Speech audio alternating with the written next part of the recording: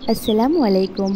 আজকের রান্নাটা খুবই স্পেশাল। কেন বলুন তো? আজকের রান্নাটা আমার একটা জুনিয়রের রিকোয়েস্টে করা। বলেছে, আপু বাসা থেকে যেহেতু দূরে থাকি, আপনি মুরগির একটা সহজ রেসিপি এবং খুবই মজাদার রেসিপি শেয়ার করবেন, যাতে একটু ভালোভাবে ভাতটা খেতে পারি। তো চলুন আর দেরি কিসে, এর জন্য আমি পেঁয়াজ কুচি, আদা রসুন কুচি আর শুকনা মরিচ ভেজে নিয়েছি।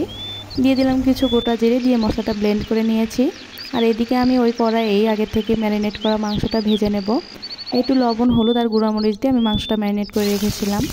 এই তো বলতে বলতে মাংস ভাজা শেষ। এখন একে করে আর একটু তেল দিয়ে আমি দিয়ে দিয়েছি পেঁয়াজ কুচি। পেঁয়াজ কুচিগুলো একটু ভেজে নিয়ে দিয়ে দেবো হচ্ছে গোটা মশলা আর আস্ত একটা রসুন। চাইলে আপনি রসুনটা স্কিপ করতে পারেন। তো পেঁয়াজটা ভাজা ভাজা হয়ে গেলে ওই তো ব্লেন্ড করা মশলাটা রয়েছিল, ওটা দিয়ে দেবো। দিয়ে এখন নেড়ে চেড়ে কষিয়ে নেব কিছুক্ষণ। মশলাটা থেকে যখন কাঁচা গন্ধটা চলে যাবে আর একটু তেল উপরে উঠে আসবে, তখন দিয়ে দেবো পরিমাণ মতো হলুদ, পরিমাণ মতো মরিচের গুঁড়া আর হচ্ছে স্বাদ মতো লবণ।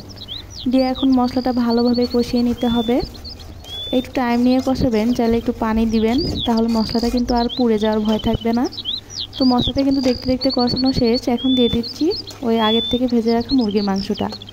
এখনই হচ্ছে আসল কাজ, মুরগির মাংসটা মশলার সাথে ভালোভাবে কষিয়ে নিতে হবে। একটু সময় নিয়ে কষাবেন, চুলার আঁচটা অবশ্যই মিডিয়ামে রাখবেন।